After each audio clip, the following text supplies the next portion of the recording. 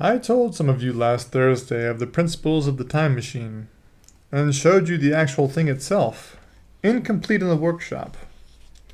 There it is now, a little travel worn, truly, and one of the ivory bars is cracked, and a brass rail bent, but the rest of it is sound enough. I expected to finish it on Friday, but on Friday, when the putting together was nearly done, I found that one of the nickel bars was exactly 1 inch too short, and this I had to get remade, so that the thing was not complete until this morning. It was at 10 o'clock today that the first of all time machines began its career. I gave it a last tap, tried all the screws again, put one more drop of oil on the quartz rod, and sat myself in the saddle. I suppose a suicide who holds a pistol to his skull feels much the same wonder at what will come next as I felt then. I took the starting lever in one hand and the stopping one in the other, pressed the first, and almost immediately the second. I seemed to reel. I felt a nightmare sensation of falling, and, looking around, I saw the laboratory exactly as before. Had anything happened? For a moment, I suspected that my intellect had tricked me. Then I noted the clock. A moment before, as it seemed, it had stood at a minute or so past 10. Now it was nearly 3:30. I drew a breath, set my teeth, gripped the starting lever with both hands, and went off with a thud. The laboratory got hazy and went dark. Mrs. Watchett came in and walked, apparently without seeing me, towards the garden door. I suppose it took her a minute or so to traverse the place, but to me she seemed to shoot across the room like a rocket. I pressed the lever over to its extreme position. The night came like the turning out of a lamp, and in another moment came tomorrow. The laboratory grew faint and hazy, then fainter and ever fainter. Tomorrow night came black, then day again, night again, day again, faster and faster still. An eddying murmur filled my ears, and a strange, dumb confusedness descended on my mind. I'm afraid I cannot convey the peculiar sensations of time traveling. They are excessively unpleasant. There is a feeling exactly like the one has upon a switchback, of a helpless headlong motion. I felt the same horrible anticipation, too, of an imminent smash. As I put on pace, night followed day like the flapping of a black wing. The dim suggestion of the laboratory seemed presently to fall away from me, and I saw the sun hopping swiftly across the sky, leaping at every minute, and every minute marking a day. I supposed the laboratory had been destroyed, and I had come into the open air. I had a dim impression of scaffolding, but I was already going too fast to be conscious of any moving things. The slowest snail that ever crawled dashed by too fast for me. The twinkling succession of darkness and light was excessively painful to the eye. Then, in the intermittent darknesses, I saw the moon spinning swiftly through her quarters from new to full, and had a faint glimpse of the circling stars. Presently, as I went on, still gaining velocity, the palpitation of night and day merged into one continuous grayness. The sky took on a wonderful deepness of blue, a splendid luminous color like that of every twilight. The jerking sun became a streak of fire, a brilliant arch in space. The moon, a fainter fluctuating band, and I could see nothing of the stars, save now and then a brighter circle flickering in the blue. The landscape was misty and vague. I was still on the hillside upon which this house now stands, and the shoulder rose above me, gray and dim. I saw trees growing and changing like puffs of vapor, now brown, now green. They grew, spread, shivered, and passed away. I saw huge buildings rise up, faint and fair, and pass like dreams. The whole surface of the earth seemed changed, melting and flowing under my eyes. The little hands upon the dials that registered my speed raced around faster and faster. Presently, I noted that the sun belt swayed up and down, from solstice to solstice. In a minute or less, and that, consequently, my pace was over a year a minute, and minute by minute, the white snow flashed across the world and vanished, and was followed by the bright, brief green of spring. The unpleasant sensations of the start were less poignant now. They merged at last into a kind of hysterical exhilaration. I remarked indeed a clumsy swaying of the machine, for which I was unable to account, but my mind was too confused to attend to it. So, with a kind of madness growing upon me, I flung myself into futurity. At first, I scarce thought of stopping, scarce thought of anything but these new sensations. But presently, a fresh series of impressions grew up in my mind, a certain curiosity and therewith a certain dread, until at last they took complete possession of me.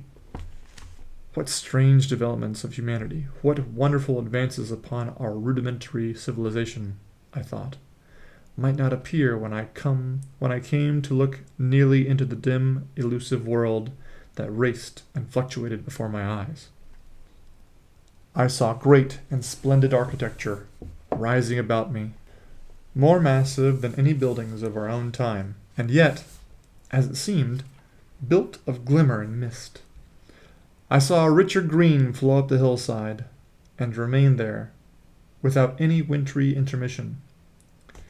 Even through the veil of my confusion, the earth seemed very fair, and so my mind came round to the business of stopping. The peculiar risk lay in the possibility of my finding some substance in the space which I or the machine occupied. So long as I traveled at a high velocity through time, this scarcely mattered.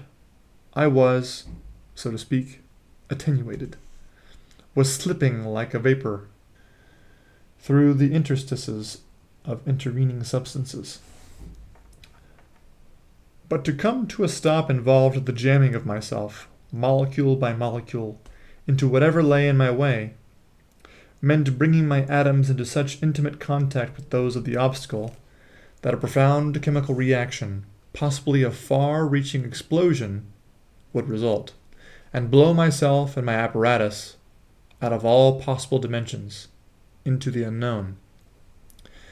This possibility had occurred to me again and again while I was making the machine, but then I had cheerfully accepted it as an unavoidable risk. One of the risks a man has got to take. Now the risk was inevitable.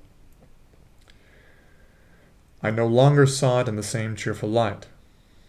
The fact is that, insensibly, the absolute strangeness of everything, the sickly jarring and swaying of the machine, above all, the feeling of prolonged falling, had absolutely upset my nerve. I told myself that I could never stop, and with a gust of petulance I resolved to stop forthwith. Like an impatient fool, I lugged over the lever, and incontinently the thing went reeling over, and I was flung headlong through the air. There was the sound of a clap of thunder in my ears. I may have been stunned for a moment. A pitiless hail was hissing around me, and I was sitting on soft turf in front of the overset machine. Everything still seemed gray, but presently I remarked that the confusion in my ears was gone. I looked round me. I was on what seemed to be a little lawn in a garden, surrounded by rhododendron bushes. and I noticed that their mauve and purple blossoms were dropping in a shower under the beating of the hailstones. The rebounding, dancing hail hung in a cloud over the machine, and over along the ground like smoke. In a moment, I was wet to the skin. "Fine hospitality," said I, "to a man who has traveled innumerable years to see you." Presently I thought what a fool I was to get wet. I stood up and looked around me. A colossal figure, carved apparently in some white stone, loomed indistinctly beyond the rhododendrons, through the hazy downpour. But all else of the world was invisible. My sensations would be hard to describe. As the columns of hail grew thinner, I saw the white figure more distinctly. It was very large, for a silver birch tree touched its shoulder. It was of white marble, in shape something like a winged sphinx. But the wings, instead of being carried vertically at the sides, were spread so that it seemed to hover. The pedestal, it appeared to me, was of bronze, and was thick with verdigris. It chanced that the face was towards me. The sightless eyes seemed to watch me. There was the faint shadow of a smile on the lips. It was greatly weather-worn, and that imparted an unpleasant suggestion of disease. I stood looking at it for a little space, half a minute perhaps, or half an hour. It seemed to advance and to recede as the hail drove before it, denser or thinner. At last I tore my eyes from it for a moment, and saw that the hail curtain had worn threadbare, and that the sky was lightening with the promise of sun. I looked up again at the crouching white shape, and the full temerity of my voyage came suddenly upon me.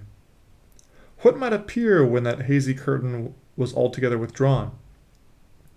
What might not have happened to men? What if cruelty had grown into common passion? What if in this interval the race had lost its manliness, and had developed into something inhuman, unsympathetic, and overwhelmingly powerful? I might seem some old-world savage animal, only the more dreadful and disgusting for our common likeness. A foul creature to be incontinently slain. Already I saw other vast shapes, huge buildings with intricate parapets and tall columns, with a wooded hillside dimly creeping in upon me through the lessening storm.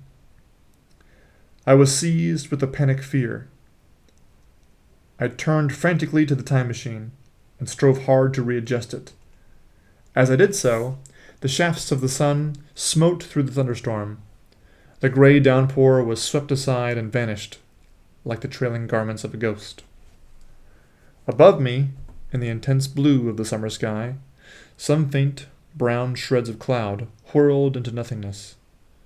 The great buildings about me stood out clear and distinct, shining with the wet of the thunderstorm, and picked out in white by the unmelted hailstones piled along their courses. I felt naked in a strange world. I felt as perhaps a bird may feel in the clean air, knowing the hawk wings above and will swoop. My fear grew into frenzy. I took a breathing space, set my teeth, and again grappled fiercely, wrist and knee, with the machine. It gave under my desperate onset and turned over. It struck my chin violently. One hand on the saddle, the other on the lever, I stood panting heavily, in attitude to mount again. But with this recovery of a prompt retreat, my courage recovered. I looked more curiously and less fearfully at this world of the remote future. In a circular opening, high up in the wall of the nearer house, I saw a group of figures clad in rich, soft robes. They had seen me, and their faces were directed towards me. Then I heard voices approaching me, coming through the bushes by the white sphinx, were the heads and shoulders of men running. One of these emerged in a pathway leading straight to the little lawn upon which I stood with my machine. He was a slight creature, perhaps 4 feet high, clad in a purple tunic, girdled at the waist with a leather belt. Sandals or buskins, I could not clearly distinguish which, were on his feet. His legs were bare to the knees, and his head was bare. Noticing that, I noticed for the first time how warm the air was. He struck me as being a very beautiful and graceful creature, but indescribably frail. His flushed face reminded me of the more beautiful kind of consumptive, that hectic beauty of which we used to hear so much. At the sight of him, I suddenly regained confidence. I took my hands from the machine.